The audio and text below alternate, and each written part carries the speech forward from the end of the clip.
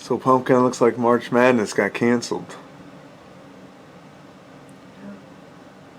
Unfortunately. Yeah. I mean, it's for the better, but... Yeah.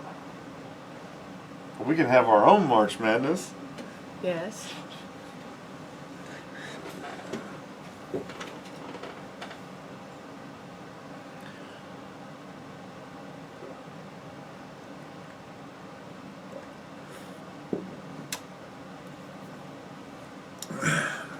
Ready? Welcome back. It's your boy Fresh. And I'm Mary, and we are a Co-ople of nerds, and today we're going to be doing the first half of the first round picks for our board game March Madness. Yeah, so here we go. We have to pluck us off a little bit just to get it all on there. So if you didn't watch the previous video, we got the Selection Sunday in. Now we're going to go through this whole side of the bracket in this video, and next time we'll do the whole side. I know March Madness was canceled, and that's a bummer, but it was for the best, for the safety of everyone. So at least this way we can still have some of our own March Madness fun. That's right. So this one we probably won't dive super deep in the game because we got about 32 games to get through. So we'll give a little, A little bit of a background on what the they call game that, is. the elevator talk, where you get like a minute to say what the game is. And then we got some interesting matchups, and we shall see. So how it goes, she'll vote for one, I'll vote for one. If it's a tie, we'll go to Board Game Geek, and the ranking will be the tiebreaker. Yes. Okay, So whichever one ranks higher. Are you ready? I'm ready. So the number one overall seed is the Board Game of Life. It's a game where you spin a dial, move, and get a whole bunch of kids. I've had so many kids, you have to start stacking them sideways. You have a little car as you drive through life. That's right. The different stages of life. You get married, you pay taxes, you build a house, you have kids, and you get money along the way. And see how much you can save up for retirement in the end. That's right. And it's going against Terraforming Mars. So that's a... resource management. Yeah, resource management where you are colonizing Mars. Yes. And all the different things needed to raise the temperature and bring the oxygen and... to make Mars inhabitable for humans. Yeah. So you have to raise the temperature, you have to raise the amount of oxygen, you also have to plant plants. Oceans. And, put in oceans, which will then in turn, the plants in turn raise the oxygen, and then I think, what raises the temperature? Is it... The energy. Energy raises temperature. Okay. So different buildings you can build raise the energy. Okay. So I'll go ahead and kick off the voting. I'm going to go with... no, that's Terraforming Mars. I think that's pretty easy. Terraforming Mars for sure. And even if we took it against Board Game Geek, I think it's like number 3. Yeah, it's ranked really high. It's an awesome game. So next up, we got Chutes and Ladders. That's another flick and move game. You go up ladders, you slide down chutes. First one to get to 100 wins. Yep. Versus Wolves of Mercia. That's a social deduction game where it's sort of based on the game Werewolf, but it's a little bit different in that each different character has its own win condition, whereas opposed to whether or not the community can figure out the wolves. So a little bit more involved. Again, I think this one's pretty easy. Yeah. It's Wolves of Mercia. Absolutely. We got to play that one at Gen Con before it was released. Yeah, we got to play. A friend of ours made that game, so we got to play test that at Gen Con. So that was a lot of fun. It's definitely a good one. The first one that will probably be an actual competitive matchup is Cash and Guns. That is it's a heist game where you're trying to divide up treasure, and you point a fake gun at another player, and they have to determine whether or not you really have a bullet in there or if you're just bluffing. versus Fire, which we did a review about. You can check that out in the archives, which is a card game. Reminiscent. Yeah, of, reminiscent of Space Invaders, where you're charging a weapon to kill the aliens before you run out of battery power. So which one do you vote? I'm gonna vote for Fire because I was never a fan of Cash and Guns. I'm also going to vote for Fire. I thought that one has a little more playability. Cash and Guns, I think people can get their feelings hurt, which I'm not a big fan of games like that. Next up, we got Unmatched, which is a 1 to 4 player game. It's a skirmish style game, so you'll get a character and you are trying to fight another character, and you have cards to determine combat. Yeah, and you have each character has their special abilities and their own deck of cards. And I guess like how far they can shoot. So you have what melee and range. Mm-hmm. And so you get to play different characters. So there's Bruce Lee, there's Robin Hood, Bigfoot, Alice in Wonderland, Sinbad, King Arthur. Now, Bigfoot and Robin Hood are expansion as well as Bruce Lee. But the Alice, Sinbad, King Arthur, and why am I blanking on the fourth one? Sinbad, King Arthur. I don't remember. Medusa. Is it Medusa? Yep. Those are all in the core set. And the you get expansions. So the next expansion I heard was Jurassic Park, so I think it's Dr. Grant and a Raptor. Oh, okay. So that should be fun. I got that on. And that's a one that they could probably just go on and on forever with expansions. So that would be really fun. Yeah. Versus DC deck building game. So that one is probably a very basic deck building game. You only got one form of currency, that's fight. You can buy Batman's gadgets, Superman's powers, and essentially you're just trying to defeat a mastermind and collect the most points. It's not cooperative. You're sort of trying to build your deck as strong as you possibly can and earn the most points by defeating the masterminds. So what do you got in this one? Unmatched, for sure. Yeah, Unmatched. Unmatched is it's not a cooperative game, but that's a game we really enjoy. It sold out really fast at Gen Con, so we had to order it. Yeah, we went every day, first thing at Gen Con, and they would have a line, and it would get so far, and then we're sold out. Yep. And so I ended up having to order it and wait for months for it to come available, and then I think they missed my order somehow, and but eventually we got it, we played it, and it was a lot of fun. Yeah. Next up is Wacky Races. So that is an old cartoon from the 70s that has various Hanna-Barbera characters in which you're trying to race by matching cards to racetrack tiles. You can go up to 3, and you got little special abilities, and what's that? I'm trying to remember. Do you remember the purple car's name? There's like one AI controlled car that always crashes, but he throws down a bunch of oil, so you're trying to dodge the oil. It's a kid's game, but it's not too kiddie, you know, like Life or Shoots and Ladders. Versus the Mind. This is a party game which you are trying to go from 1 to 100 on, like, there's just 100 cards in the game. They're labeled 1 to 100.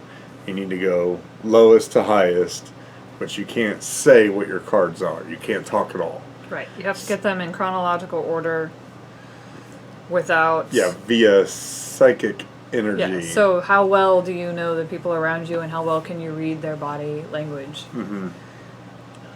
in order to put down the correct number in chronological... So if someone puts down a number that's higher than yours, then... You lose a life and have to start over. So I'm going to go with the Mind. Okay. What about you? It was a close tie for me because I really liked Wacky Races as a family game. Yeah. It's really fun to play with our oldest, but I would also agree with the Mind. Yeah. The Mind is fun for. I think even our age. 10-year-old would like the Mind. He might always think that his number's next, but I think he would like it. So next we got a group of power hitters. Oh yeah. The game's Sorry, which you roll dice, move spaces. If you land on the same space as someone else, you bump them back to base. It's a race to get 4 pawns to the finish line. Versus Animal Upon Animal, which is a wooden block stacking game. And so, like, the monkey has one shape, the alligator has a different shape, the snake has a different shape, and you're trying to stack them. You roll some dice and figure out if you need to stack an animal, or stack 2 animals, or pass it to someone else. So you're trying to build the tallest stack of animals without it falling over. So I'm going to go Animal Upon Animal. Yeah, that one's also a close one. I mean, it's really tough to say because they're both pretty basic elementary games, but I would go Animal Upon Animal. At least our 2-year-old seems to really like that one a lot. Mm-hmm. And she can even Sorry, play it. God, when you gotta say sorry when you bump the pawn back, that just grinds my gears, man. Sorry. Next up, we got Don't Wake Daddy. That's another, I think that's a Candyland style movement where you roll dice. No, it's Candyland style where you... So you flip a card and figure out what color it is, or if you hit a hazard or whatever. And each time you hit a hazard, you have to push the alarm clock on this daddy that's sleeping in bed. Machine that's sleeping in bed. So you're trying to sneak a snack, and if he pops up and wakes you, he puts you back in bed. Mm-hmm. Last one, or first one to get a snack wins. Mm-hmm. Versus Super Show, which is a wrestling game. Yeah, wrestling card game that you need to hit.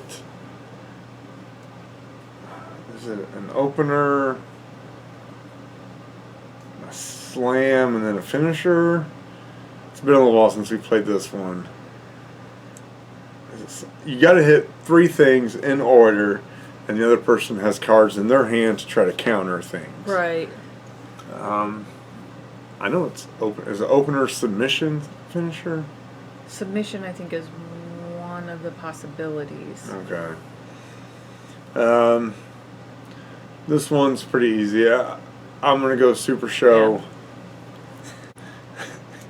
Don't Wake Daddy is fine. But not much depth on it. Next, the last matchup we have in this, we'll call it the North bracket, is City Skylines, which again, that's another one we got in the archives for review. Sort of reminiscent of SimCity, or and there is of course a video game, a PlayStation 4 game of City Skylines, where you're building a city and you have so much money and so many resources that you, and also the like the stats on the city, you have to have them at a certain level in order to win. Versus Munchkin, which is a spoof of a D&D style game with cards and a huge element of take that. Basically, you're trying to get your character leveled from 1 to 10 first, and then you can try to stop the other players from advancing their character. So this one's an easy one for me because over the years I've become less and less fond of take that games. So I'm going to go City Skylines. I would definitely go City Skylines. I do not like Munchkin. Yeah, when we first got together, I think the first board game I introduced you to was Munchkin. And I slept on the couch for about a week after that. And that's why we became the Co-ople of nerds. And not to take that of nerds. I just really don't like that. That's just, and I really enjoyed City Skylines, even though you weren't as big of a fan of it. Yeah, I still enjoyed it. Go ahead and take a quick TV timeout. So now we'll go with the So So north bracket, So we'll go south bracket. south bracket. Now this really is two heavy hitter games. Yes, It's unfortunate this one's tough. these two met in the first round. So Mysterium is another. Is it a deduction game? Yeah. Yeah. So one player has died and needs to give clues to all the paranormal investigators to tell them who killed him, with what and where. So it's kind of a clue, but instead of putting random cards in an envelope, one person plays that. And how you do that are these beautiful works of art on these cards about tarot size. And you're trying to, obviously no two cards look alike, but you're trying to match colors, match theme, match symbolism, to point to other cards to give the investigators clues as to what. You have to know a little bit about the person who's giving you the clues, I guess. You would hope to. It would help. Because they're going to be putting down a card that might not seem to relate at all to what they're trying to point to, but maybe there's something on that card. Oh, you know, there's a bird pond there, so he was killed by a lake or something like that. Yeah. You know, trying to find the match in the picture compared to the story. And it's going up against a cooperative game based on the Universal Monster series, Horrified, which you are trying to defeat the Universal Monsters before they can kill various civilians in this town. And all the civilians are characters from the movies. I can't say too much about it because it'll give away my pick, but obviously, or if you don't know, I'm a huge Universal Monster fan. We watch those movies a lot. I've got them several. I've got them Blu-ray, DVD, collector's editions, individual movies. I love them. I'm looking at a Dracula poster right now. Yeah. It's great. So I'm going Horrified. This one was a little closer for me. It was close. I will pick Horrified. I really enjoyed Mysterium for a group setting. Yeah. So it was really fun when we played it with our friends. Yeah, that one can go. I think go up to 6, and Yeah. so our party game group is 6 players. It's 3 sets of couples. So that was. That's that really was, fun as a group, but we don't get to play those as often. So it's usually just the 2 of us. All right. So next up, we got Forbidden Desert, which is a cooperative game in which your airship has crashed and all the pieces have scattered out throughout the desert, and your job is to find all the pieces by digging them out of the sand while dodging a sandstorm that can hurt you, deplete your water, move the pieces around, versus Super Mario Power-Up Game, which is a card game in which you're trying to collect the most coins. You have to pass a certain number of cards to the next player, and you're trying to end up with the biggest coin value each round. It's been a while since we played that game, so I don't fully remember how it works, but we enjoyed it. We bought it at Gen Con. Was it 2 years ago? 2 years ago. Okay. So for this one, I'm going to go Forbidden Desert. Yes, I really love the Forbidden Desert and the Forbidden Island one. I don't know if Forbidden Island made the list. No, it didn't. But when we looked at Forbidden Skies, Yeah, Forbidden Skies. but that one is not supposed to be as good. We don't have that one. Yeah, we don't have that. That one you're trying to connect a circuit to light up a light with this battery thing, and it gets sort of repetitive because the pieces can only go so far. So you're kind of just building the same shape over and over and over while dodging lightning bolts. Next up, we got King Domino. I'm trying to think, how would you describe King Domino? I don't know. I can't say that I've played King Domino. We've definitely played King Domino. That was the one where you have the cave. You're trying to put the pieces together, so you got like the cave, the forest, the water. We're trying to build those. Oh, that was a pig. It's funny. Why did I forget that one? I'm the one that picked that one out. Yeah, and they're cut into domino shapes. Okay, now this is going to be a tougher pick between this one and the other one. So there's King Domino. I'm trying to think how to describe that. I don't feel like I did a very good A kingdom job. builder. It's a kingdom builder. It's a kingdom builder. So you want to make sure you want to try and earn you can only place your tiles in a very specific way. Mm-hmm. Tile laying. Yeah, tile laying, and you have a grid that you have. I think is it 9 or is it 4x4 grid? There's only a certain grid size that you can get, and you'll want to try and earn make an area that's the biggest with the most points. Right, have the most of a certain type. Have the most plains areas, have the most water. Right, and then they'll have a coin value on them. Yeah, really get multiples up. Mm-hmm. So which one do you? Oh, the other one is. So the other one is Ghost Fighting Treasure Hunters. That's a cooperative game. That's got a slight kid slant to it, but it's similar to Pandemic or Forbidden Desert, where there's all these ghosts in a mansion, and you need to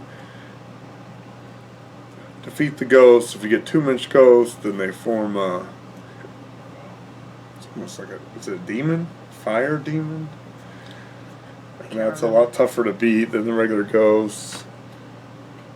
That one's been a little while since we played that one. I think that was Gen Con 2 years ago as well. Yeah. Which I don't know why we don't bust that one out. Because I really enjoyed that one. That one was a lot of fun. That was one that I picked up at Gen Con because I really enjoyed it. Yeah. Which one do you got, Pumpkin? This is also a tough one because I really enjoy both of them almost equally. So I am going to go Ghost Fighting Treasure Hunters. That's the one I picked too. That was a very close matchup. I think it was just the small horror theme that threw me that way versus the other way. I think if you flip-flop those, same mechanics, same everything, I think I would have went King Domino. If you put a horror theme to King Domino, I think I picked that. I like games that kind of follow the pandemic. Yeah. Where, you're constantly having to fight new challenges as they come in each round. Mm-hmm. And it doesn't necessarily slow down. Yeah. Alright, next again, a couple heavy hitters here. These are favorite games of our 2-year-old, and unfortunately they met in the first round. So we got Don't Spill the Beans. Mm-hmm. It's the dexterity game in which you are stacking beans onto a bean pot that is on a sort of a cauldron. Cauldron that can tip. Mm-hmm. And so the idea is to not place a bean and have the whole spot or pot tip. Versus Don't Step in It, which you take Play-Doh and make poo molds. You place it on a mat. Put them on a mat, and then you blindfold yourself, and someone else will spin the. Yeah, spin how many steps you have to take and arrange the poos. Our 10-year-old is either A, cheating, or B, the best Don't Step in It player ever. He could probably go pro. I step in it, she steps in it, and 2-year-old steps in it, probably on purpose. Our 10-year-old is the best. I think he's really good at looking through the blindfold. He might be. He might have very strong vision and is looking through the blindfold. I even think we swapped his blindfold out with a darker blindfold, and he still did it. So what do you got? So I'm going to go with what our 2-year-old would pick, because I can't say that I would have a choice in this, because I don't necessarily think I would want to play with either of them very much. But I'm going to go Don't Spill the Beans. I was going to go Don't Spill the Beans too, just because feet and Play-Doh. And the Play-Doh does dry out. The Play-Doh gets pretty gross. Yeah. So you're constantly replacing Play-Doh. So I will go Don't Spill the Beans. Okay. Next up, we have Yahtzee meets Kaiju Monsters in King of Tokyo. That is, like I said, it's it's Yahtzee that has giant monsters on it, and Yeah. you fight. Versus Blockus, which is an abstract strategy game in which you're trying to place as many of your pieces as possible while adhering to the rules of you can only touch corner to corner. You can't touch side to side. So, I think this one's pretty Mary's evident. jumping ahead. I'm going to pick King of Tokyo. Yeah. Who wouldn't? It's Yeah, King of Tokyo. I It's love- a great game. I love kaiju monsters and horror, so that one. And I like the simplicity of it. It's a very simple game. Yeah, it's a simple, fast game. It isn't cooperative, so you do fight each other, but still fun. Yeah. Let's see. Monster Factory. So Monster Factory is where you draw tiles and you have to build a monster. The tiles can only be connected in a certain way. So Green to green, purple to purple. Yeah. And like, an arm to an arm or Well, all the greens areas are have arm. All the purples are the bottoms. areas have to match. Yep. And you're trying to build the biggest monster. If you run out of space on one monster or you're not able to build with a tile that you draw, you have to start a new monster. Mm-hmm. And then whoever has the biggest monster or a collection of the biggest monsters in the end wins. Yep. Versus weird things people search for on the internet, Yeah. which is it's a team versus team game in which it collected Google searches like I don't know. You're supposed Why to does beer taste like blank? you're And you'll supposed to guess like chocolate, hops, and it will rank the number one answers all the way down to the most obscure answers. We got that thinking it would be a fun party game. a little more raunchy, but it was really wholesome. Yeah, and it's also dated. It's dated. very dated. Yeah, you're like, oh yeah, no, I remember that in 2010. That was big. Yeah, but anymore, Yeah. that one dates itself very, very quickly. Mm-hmm. So I'm gonna go Monster Factory. I'm gonna go Monster Factory. That one is one that we definitely like to play with. Yeah, our 10-year-old loves that, and it's a fun game. It doesn't take itself too seriously, and even as an adult, I enjoy playing it. And weird things people search for just wasn't for me. Next one is A blowout. no, I don't think it's a blowout. These are two of the biggest Kickstarter games in the history of Kickstarter. Number one, we got Gloom Haven, which is 22 pounds of board game. Yes. It is the biggest game we own, both in size and in content. It's got like 50-something scenarios. It's a dungeon crawler. And they're using cards for combat, leveling the character up, getting equipment, following a complex story. It's insane. It's a big game. Versus Exploding Kittens, which I think might be the biggest moneymaker in Kickstarter board game history, which is crazy because it's a $30 game, whereas Gloom Haven's a $120 game. And it's basically Russian roulette with cards. You draw a card off the top of the deck. If it's an exploding kitten, you got to have a way to defuse the bomb. And you can attack each other. It's a party game. You can fit, since we got the expansion, I think you can fit up to 11 people. Because you can have one more than the number of exploding kittens. And then as people draw the exploding kittens, if they can't stop it, then they're out of the game and it keeps going until there's one person That wins left. in the end. It's a phenomenal game. It's fun as a party game. Yeah. We got some of my family members into it who aren't big game players, but Right, they yeah. still really enjoyed A lot Exploding of Kittens. they play euchre and they enjoy exploding kittens just the same. But for gamers like us, I have to go Gloom Haven. It's an amazing game. It's unfortunate that it takes so long. And I think that might eventually be its downfall in this tournament. is that it takes a long time. And our schedules just don't allow for big, giant games. So, but Exploding Kittens, I don't know if you can play it 2 players. No, I don't. That wouldn't make any sense. Just have one bomb in there. It'd be pretty quick. Yeah. It'd be a pretty quick game. Let's see, up next, Mary's hiding it. So we got Sagrada, which is a dice placement game. And all the dice are, what is that, translucent? Mm-hmm. And you're building stained glass windows out of these dice. And the stained glass, they have patterns that'll have certain color requirements, certain number requirements. It's a dice drafting game, so someone rolls all the dice to begin with, takes one, the next person takes one, the final person will take 2, and then it goes back, so it's a snake draft. Mm-hmm.